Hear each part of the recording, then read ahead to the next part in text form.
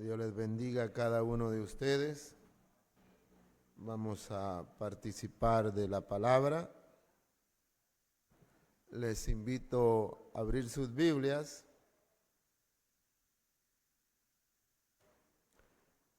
en la primera carta del apóstol Pablo a los Corintios. Amén.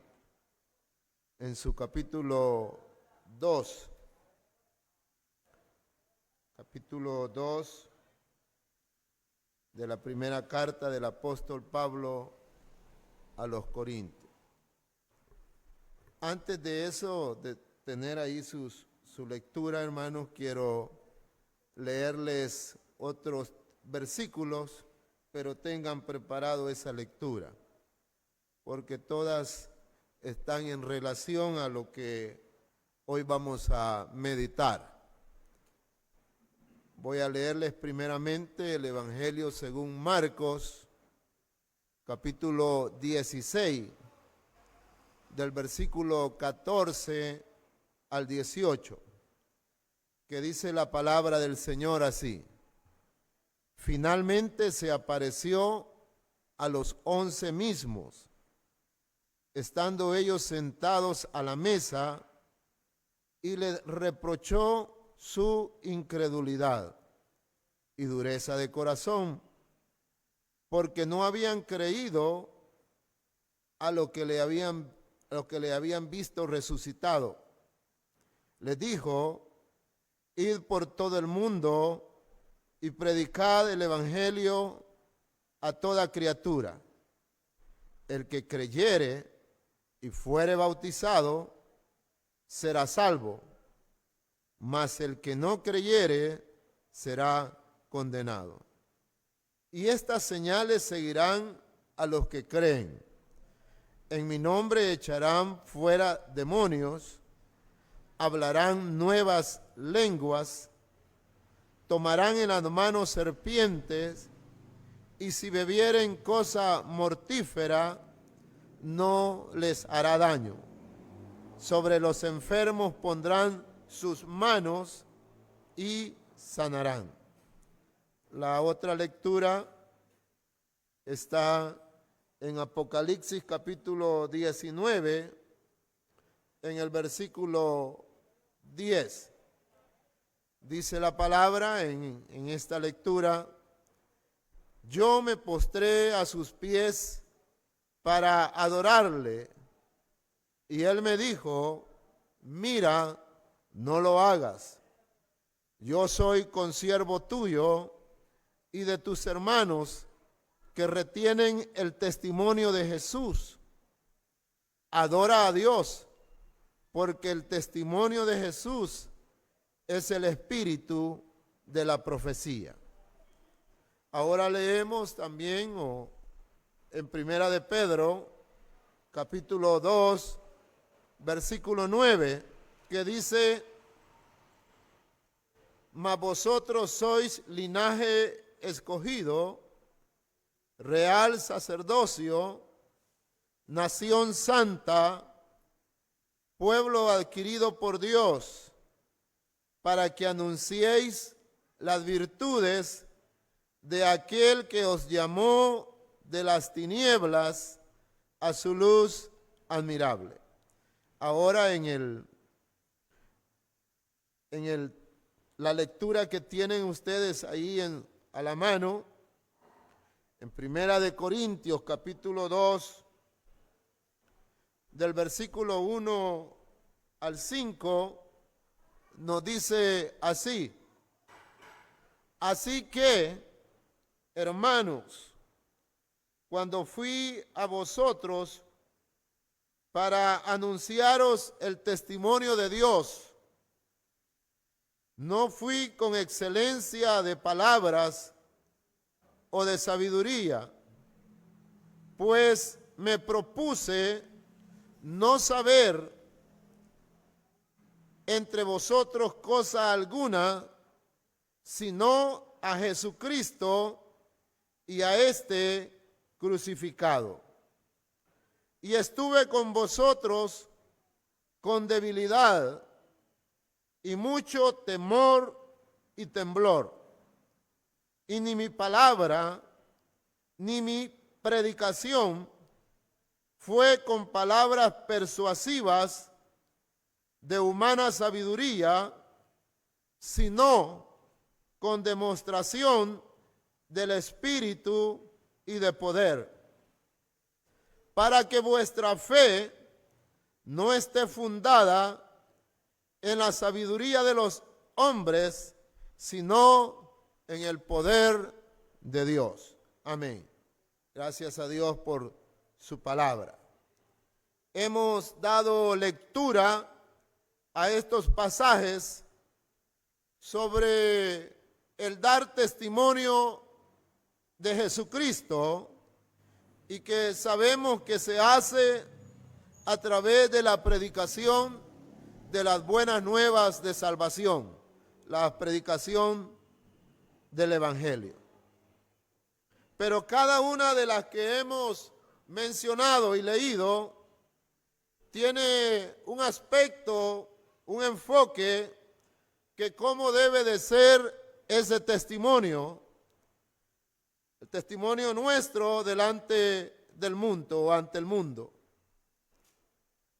El Señor Jesucristo, que nos habla en el Evangelio según Marcos, nos dice que la proclamación del testimonio de Cristo debe de ser uno de los objetivos de su iglesia. La iglesia que no predica acerca de Cristo, un mensaje cristocéntrico, pierde su naturaleza. Puede ser todo lo demás menos la iglesia de Cristo. En Apocalipsis también Juan está recibiendo de un ángel una revelación, y por lo poderoso que es la revelación que este siervo de Dios está recibiendo, Juan está aturdido, está confundido, y ahora se propone adorarle al ángel. Pero el ángel le dice: no te adores, no te inclines delante de mí, yo soy un consiervo tuyo. No es eso así. Le dice: yo vengo para dar testimonio de Cristo y para decirte que el testimonio de Cristo es el espíritu de la profecía. Eso, hermano, simplemente es que todo lo escrito nos lleva hacia Jesucristo, y que solamente Él es digno de adoración.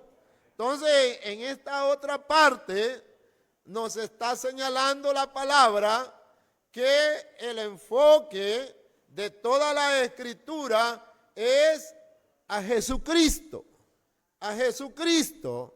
Él es el enfoque central de la predicación. Así nos lo dice la palabra. Ahora, ¿cómo la iglesia o cada uno de nosotros va a dar ese testimonio público? Pues eso lo recoge bien el apóstol Pedro, y nos dice que vamos, para que eso sea una verdad, que la predicación del Evangelio muestre a Cristo, debemos anunciar las virtudes de Él, las virtudes del Señor Jesucristo. Las virtudes, cuando ya tenemos quizás algunos días de no oír acerca del amor de Jesucristo, de la paciencia del Señor Jesucristo, de la negación del Señor Jesucristo. Esas son virtudes. Y la palabra de Dios nos da el mandato a nosotros que anunciemos las virtudes de Cristo, de Cristo, de Cristo. Entonces necesitamos enfocarnos en ellas. Jesús y su poder sanador. Jesús y el mandato de perdonar a los enemigos. Esas son las virtudes. A eso nos ha llamado el Señor.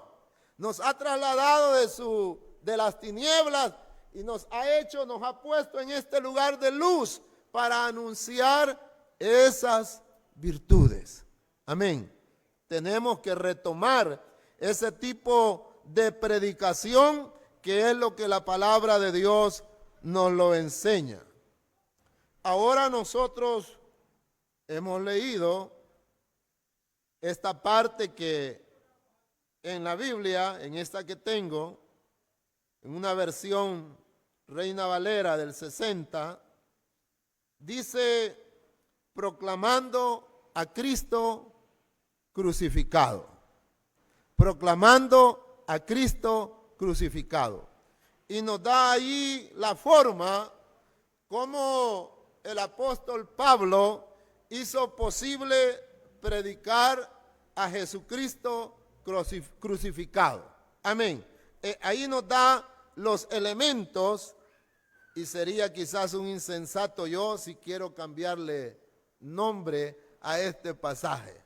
A lo que ya está definido ahí, proclamando a Cristo crucificado. Amén.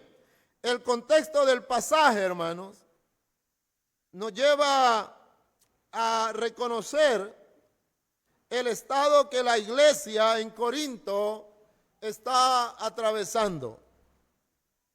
Una iglesia, como siempre hemos mencionado, donde las manifestaciones, los dones del Espíritu se están moviendo de una manera tan gloriosa.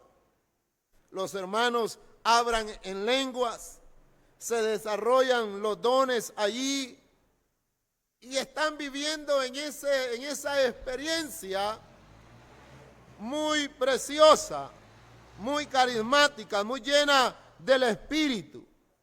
El poder de Dios se manifiesta. Pero la carta tiene también propósitos, y es a hacer ver lo bueno que ellos están desarrollando como iglesia, pero también de alguna forma abordar algunas situaciones, llamémosles problemas o dificultad que ellos estaban teniendo como iglesia. Algunos de ellos no podemos omitir acerca de la división que ellos estaban teniendo. Ya dice él en el versículo 10 del capítulo 1, ¿está dividido Cristo?, dice. Por supuesto que la respuesta es no, no. Y si Cristo no está dividido, la iglesia tampoco puede tomar esos caminos. Amén. Y nos lleva al final a tener esa unidad. Y estaba teniéndose ese problema, ¿verdad? Esa situación de considerar o evaluar o comparar los ministerios de algunos que sirvieron ahí. En el caso de Apolos, conocían el ministerio de Pedro, conocían el ministerio de Pablo, y él dice: hermanos, al final sabemos que la postura, una de las gracias que tenía Apolos y que aún el apóstol Pablo reconoce públicamente, era un hombre que tenía un denuedo en la palabra, era un hombre elocuente, era un hombre que podía expresarse, no tenía limitaciones a la hora de comunicarse con la iglesia. Y el apóstol Pablo en muchas ocasiones, al referirse de él, reconoce esa gracia, esa virtud que este hombre tiene. ¿Y qué decir del apóstol Pedro?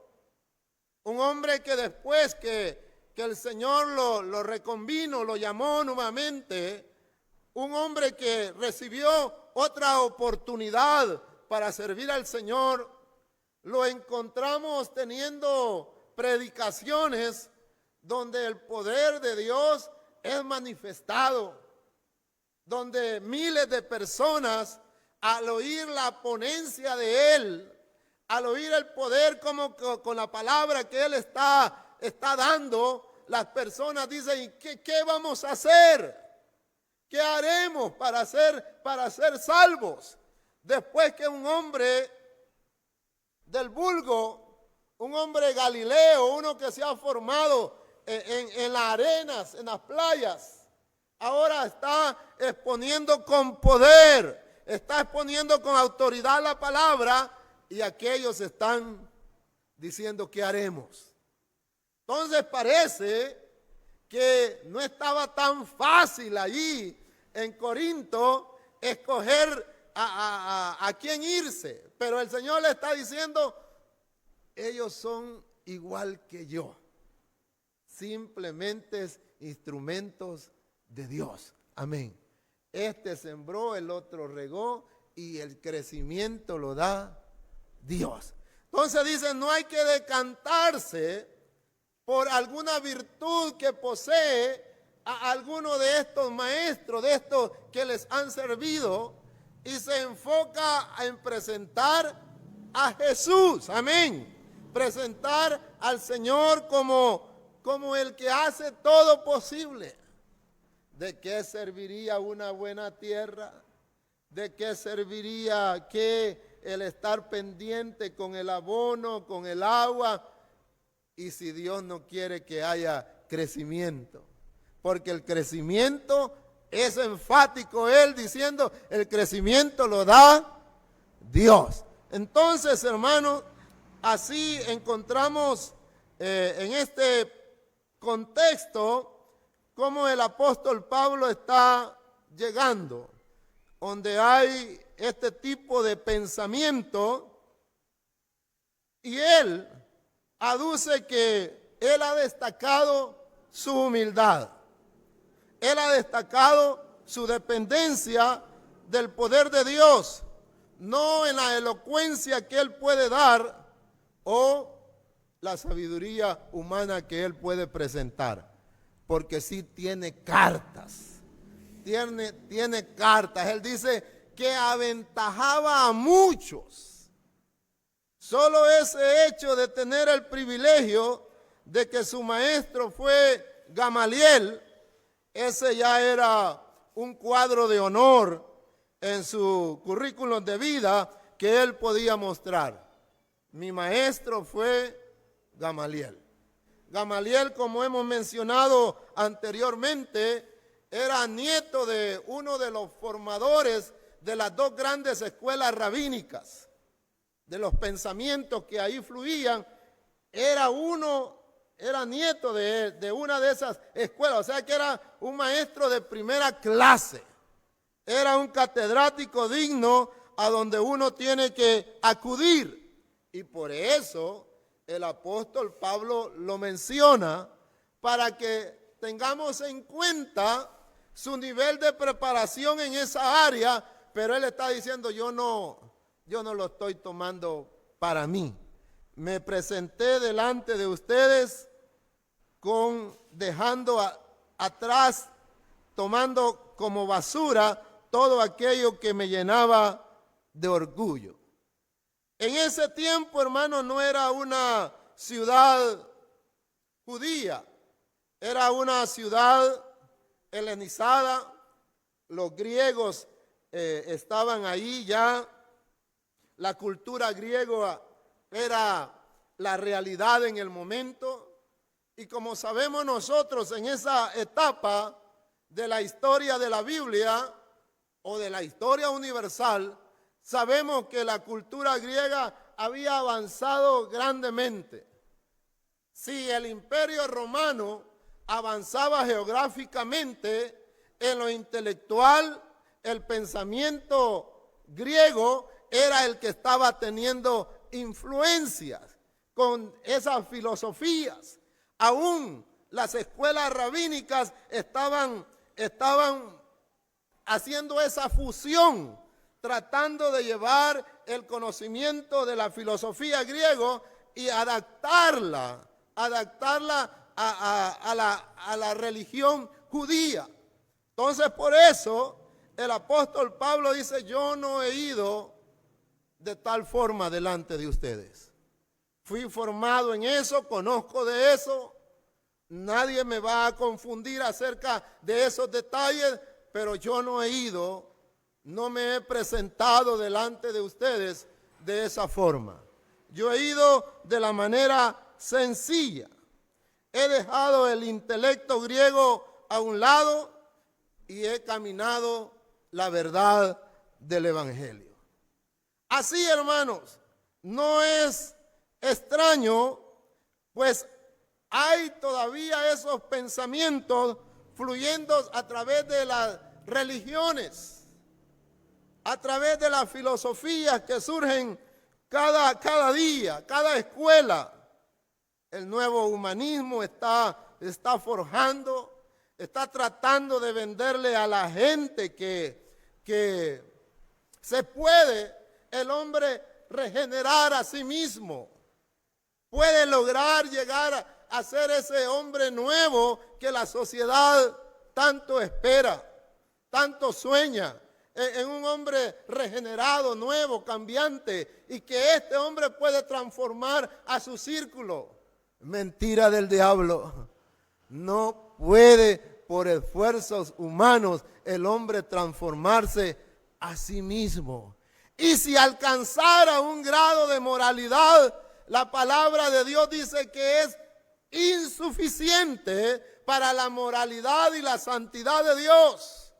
Porque dice que todo lo bueno del hombre, lo moral del hombre, es delante de Dios un trapo de inmundicia. Algo digno de ser arrojado, no visto, no tocado, no presentado delante de Él. Entonces no podemos señalar que no hay hoy el relativismo, otro pensamiento hoy, que lo que ayer pudo ser bueno, ahora ya no. Las verdades del Evangelio no son únicas. Y queremos que a nuestro intelecto, a nuestra capacidad de comprensión, algunos nos atrevemos a decir: yo así pienso de esto. Eso es un relativismo puro, creyendo que nosotros podemos influir en lo que la palabra de Dios tiene y expresársela a otro. Así no es el mensaje del Evangelio. Yo tengo que apartarme totalmente de mi pensamiento, de mi intelecto, de mi razonamiento, de lo que haya creído que es digno de honor, para aplicarle a la palabra y dejar la esencia de ella fluyendo. La palabra que da vida es la que fluye de aquí como un río. No es la que es filtrada por mi mente y digo: así podría ser, así tal vez sería el más digno de lástima, como dice el apóstol Pablo, creer que mi mente, mi capacidad puede filtrar la verdad del Evangelio. Y así podríamos ir enumerando algunas filosofías que han estado presentes. En el caso de Sócrates, el conócete a ti mismo. Y así es. Y mire, eso está ahí en las redes sociales. Conócete a ti mismo y empieza ahí a lo demás. Que solamente eso, el pienso y luego existo, que también es otra corriente filosófica. El razonamiento, la voluntad del poder, dice. Y así podríamos seguir enumerando. La duda metódica también ahí está como algo moderno al que algunos acuden para filtrar lo que la palabra de Dios es. ¿Y qué decir de lo más moderno, va? La mujer no nace, se hace. El feminismo. donde se les ha enseñado que el procrear, el ser esas entes de que la palabra de Dios dice, les quita el valor, les quita la oportunidad, les quita, y podríamos señalar tantas cosas que allí están en la filosofía dando vueltas ahí de un lado para otro. Y frente a esas es que el apóstol Pablo se estaba enfrentando a una ciudad y una iglesia que estaba siendo inyectada por este tipo de filosofías. Y hoy no es diferente. Han pasado 2000 años de eso y sigue la iglesia siendo afectada por esos tipos de corrientes de pensamiento filosóficos que quieren entorpecer, amén, orientar, enfocar hacia otro lado lo que la palabra de Dios dice. Amén. La palabra de Dios dice. Por ahí hay otros que dicen que ya al Dios que está aquí en la palabra, ya no tenemos que hacerle mucho caso, sino al Dios presente. ¿Y cómo vamos a conocer al Dios presente si no es a través al Dios de la palabra? Amén. Dice que lo que de Él conocemos, porque Él nos ha permitido conocerlo a través de la revelación de su palabra.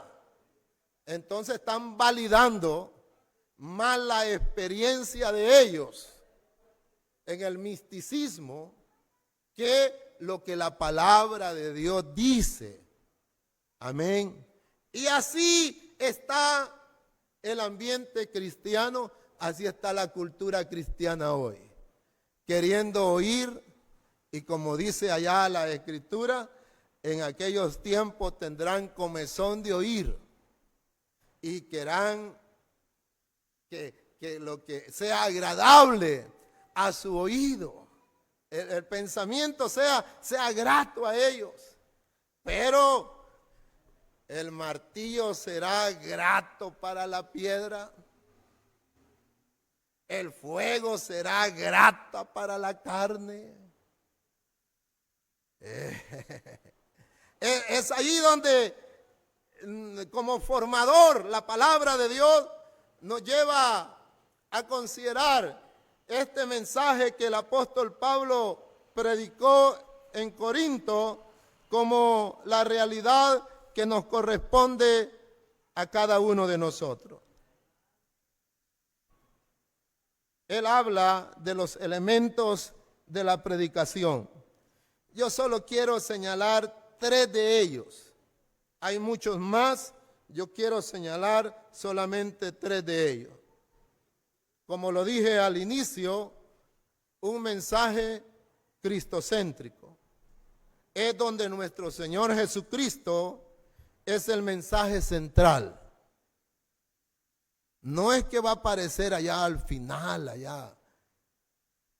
Como no dejarlo, por no dejar de mencionar a Jesús, allá en la última colita. Porque por ahí andan muchos. Al final allá para que digan que sí mencioné a Jesús. No, el mensaje es Jesús. El mensaje es Jesús. Amén. El Señor Jesucristo dice, como se habló de mí en la ley, en los profetas, en los salmos, se habló de mí. Él nos estaba refiriendo que todo lo que era la Biblia en el Antiguo Testamento hablaban de Él. El Génesis, el Éxodo, el Levítico, los Números, Deuteronomio, Josué, hablan de Jesús. De Jesús. El mensaje central es Jesús. Si no lo logramos encontrar, estamos en dificultades. Porque ¿sabe qué vamos a lograr sacar de ellos? Algunas cosas morales. Algunos mensajitos ahí de moralidad que lo que entendimos que ellos hicieron bueno, vamos a trasladar a la iglesia. Pero el apóstol Pablo está hablando a un Cristo crucificado. El mensaje del evangelio, el mensaje que la iglesia debe de predicar, es un mensaje de Cristo en la cruz. Lo que Él logró a través de ese momento no debe de evaluarse, no debe de tenerse por menos, debe de anunciarse. Es en la cruz donde Jesús transformó nuestras vidas. Es en la cruz donde el hombre va a encontrar su salvación. Y si no lo señalamos, si no lo mostramos, ¿qué le estaremos enseñando al mundo? Necesitamos pues mostrar al Señor Jesucristo como la esencia de ese mensaje. La crucifixión de Cristo no debe de quedar en segundo plano en ningún momento, porque a veces sentimos hablar de muerte como si ofendemos a aquellos, pero es a través de esa muerte que nosotros tenemos vida y vida en abundancia. Pablo se refirió a esa verdad diciendo esto: así que, hermanos, cuando fui a vosotros para anunciaros el testimonio de Dios, no fui con excelencia de palabras o de sabiduría, pues me propuse no saber entre vosotros cosa alguna, sino a Jesucristo y a este crucificado. Y como lo dice también al final de esta carta, dice: primeramente os he enseñado. Y no empieza ahí hablando de la creación. No dice: os he enseñado acerca del bautismo en agua. Dice: os he enseñado acerca de Jesucristo. Primeramente os he enseñado el mensaje de Jesucristo. Entonces, hermanos, estamos invitados para que nuestro evangelio que predicamos en este lugar tenga ese apoyo de Dios, que es el testimonio de Dios. Así lo declara el apóstol Pablo. Yo no fui con cuentos de mi sabiduría humana. Hablé del testimonio de Dios. Y el testimonio de Dios es Jesucristo crucificado, hermano. Ese es el mensaje cristocéntrico. Coloca a Jesús en el centro de todo. En la predicación, en la teología, en la reflexión misma, en la observación que se hace de la palabra y en la aplicación misma. Todo se habla de la obra redentora de nuestro Señor y Salvador Jesucristo. Fundamento bíblico, la palabra de Dios. Se habla de la integridad de ese plan de salvación. Se habla de ese propósito evangelístico para alcanzar a los pecadores y darle una nueva oportunidad. Esa es la oportunidad que aprovechó el apóstol Pedro en Hechos capítulo 2. Presentó a Jesús como el Mesías prometido. Y a veces somos engañados, hermano. La gente sabe de tradición, de procesión. La gente sabe de religión, pero no sabe del evangelio. No sabe del evangelio. No sabe. No sabe por qué vino Jesucristo, por qué se humanizó. Unos dicen que para enseñarnos a morir. Entonces, somos nosotros los guardianes de ese tesoro que el apóstol Pablo habló, de ese misterio que había estado encubierto y nos ha sido entregado a nosotros para revelarlo. Amén. Tenemos en nosotros esa oportunidad. Y lo que también él se refirió es que en ese momento y antes y después, la dependencia es al Espíritu de Dios.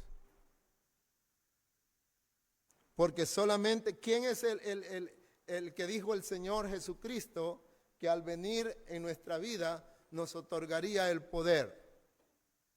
El Espíritu Santo. Entonces, Él se sujetó a la dependencia del Espíritu de Dios para que ese fluir del Espíritu, al decir la palabra, se manifestase en poder. No fui con excelencia de sabiduría, sino con la presencia del Espíritu, dice. Dejarle lugar. Y eso no quiere decir que no nos vamos a preparar en atesorar la Biblia, en escudriñar. No, es ponernos a la disposición de Él. Que en este momento seamos esos instrumentos en las manos de Él, hermano. Necesitamos tener claro que el mensaje que vamos a transmitir no es de una inteligencia humana, es de origen divino. Por eso debemos de estar seguros que cuando abrimos nuestra boca podamos decir, y Jehová dijo. La palabra de Dios dice. Es el origen de nuestro mensaje. Y también los libros, están buenas las películas, está buena aquella ilustración, pero no, algunos en la ilustración quieren enfocar el mensaje. En la naturaleza moral de una película quieren hacérnosla traer. No, y diré yo tantas veces que el Señor me permita o ustedes me permitan estar en este lugar, yo voy a seguir diciendo que no es así. Es la palabra de Dios, es el origen divino. Tenemos que predicar la palabra. Predica la palabra, le dijo a Timoteo. Ella y le dice todo lo que puede hacer, todo lo que queremos nosotros que suceda, está escrito allí. Predica la palabra y va a suceder esto. Y si ustedes notan, es todo lo que nosotros queremos que suceda en nuestra vida y en los demás. Necesitamos pues retornar a ese tipo de predicación donde la palabra es el mensaje. Bueno, para concluir, ¿qué lecciones aprendemos o podemos aplicar a nosotros hoy? Primero, si el apóstol Pablo necesitó predicar con estos elementos que medio he mencionado hoy, para una audiencia que estaba en esa categoría, siendo influenciada con pensamientos filosóficos y estaban viviendo bajo esos pensamientos, y él dice que a través de ellos, esos elementos son los necesarios. Entonces no nos olvidemos que si él lo necesitó, fariseo de fariseo, un muchacho que no era que iba a la escuela dominical y estaba allí media hora recibiendo una clase, era que todos los días él estuvo recibiendo el Antiguo Testamento, estudiando su razón de ser como estudiante era el Antiguo Testamento. Y él dice que su dependencia es el mensaje cristocéntrico, que su dependencia es el Espíritu Santo, que su dependencia es un mensaje de origen divino. Si él lo necesitó y dejó a un lado todo lo que él consideraba como digno ante la humanidad y la comunidad para llevarles a un Cristo de poder, necesitamos nosotros también. Ahora, como iglesia, ¿qué podemos aprender hoy? Que debemos de tener esa capacidad de discernir cuando no hay predicadores de esa naturaleza, cuando no nos presentan a un Cristo, cuando no nos presentan y nos llevan y nos enfocan a un mensaje cristocéntrico. Tenemos que tener esa capacidad, ese crecimiento espiritual y bíblico para poder saber y atesorar lo que el apóstol Pablo dice, poder escoger, amén, lo bueno, escoger lo que sí viene de Dios. Entonces, hermano, necesitamos esa parte a aquellos que asumimos que Dios nos ha llamado a la predicación, que necesitamos invitar al Espíritu Santo. La invitación no es para pedirle que nos forcemos más en caminar en Él. La invitación al Espíritu Santo es a quebrantarnos, a rendirnos delante de Él. Porque Él es claro, Él dice que el que no se humilla, el que no se rinde, que no se doblega, a los que están en esa condición, el Señor los enaltece, les da esa porción de gracia que necesita el predicador. Necesitamos no esforzarnos más, necesitamos quebrarnos ante su presencia, quebrarnos delante de Él. No es trabajar para Dios y así creemos como nuestro servicio, sino permitirle a Dios que Él trabaje en nosotros, que volvamos a ser ese barro en sus manos y como Él, como buen alfarero, algo saldrá de esta podredumbre, algo saldrá, algo hará el Señor si nos ponemos en sus manos para que Él trabaje en nosotros. No tratar de visitar al Espíritu Santo ocasionalmente, sino ser y creer que somos templo y morada del Espíritu de Dios. Si esa invitación le hacemos, hermano, nuestra obediencia a Él será una realidad. Son pasos pequeños, constantes, consistentes, mientras dependemos que ese espíritu que dice la palabra que Él ha puesto en nosotros nos haga un poquito más, nos lleve a esa practicidad de la vida cristiana, no dejando a un lado la preparación, pero sí considerando nuestra consagración cada día.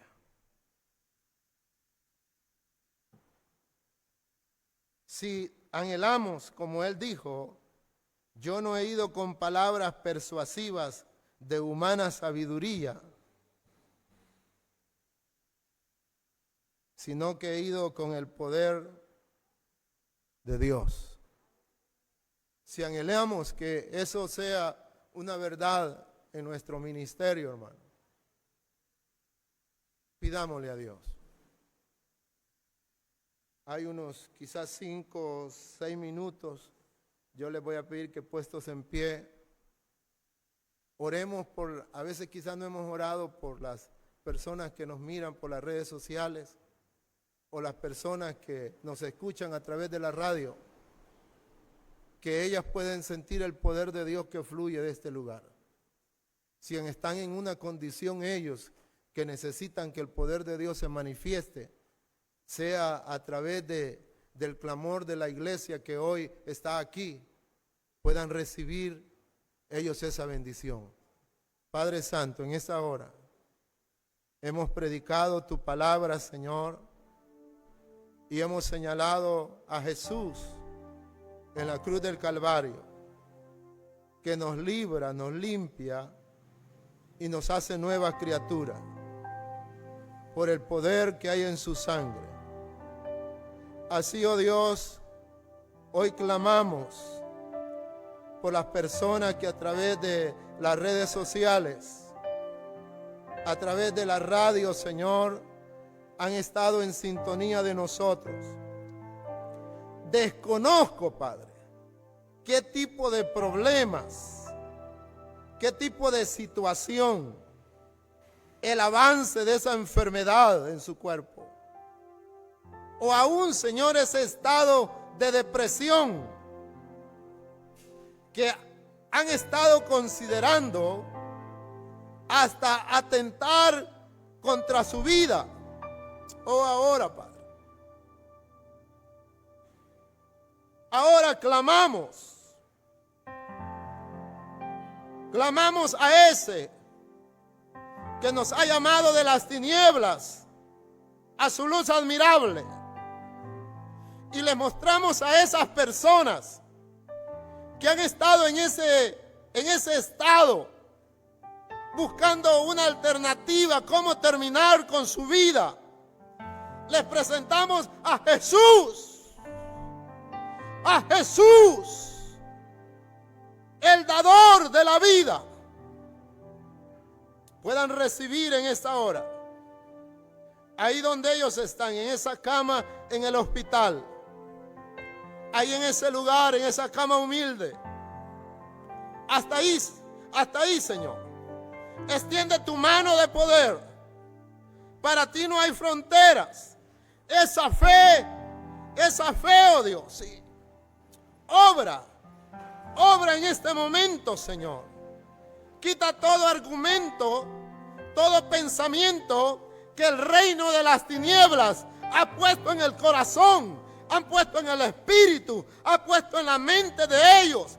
Y todo pensamiento, todo argumento lo llevamos a los pies del Señor. Sean libres ahora. Proclamamos libertad en Cristo. Y conoceréis la verdad. Y la verdad os hará libres. Reciban esa respuesta de Dios. A esos que nos han estado escuchando a través de la radio, puedan sentir el mover del Espíritu Santo, puedan sentir la gracia de Dios fluyendo como una oportunidad, como la oportunidad que Dios le da a su vida. Que si confesares con tu boca, amén, aleluya, que Jesús es el Señor, que murió en la cruz del Calvario, resucitó al tercer día y está sentado a la diestra del Padre, intercediendo por cada uno de nosotros. Si lo creyeres en tu corazón, si lo confesares con tu boca, Él hará algo nuevo en tu vida hoy. Gloria al Señor. Bendice, Señor, a la iglesia que estuvo presente hoy. Tu gracia divina sea sobre ellos. Dios les bendiga.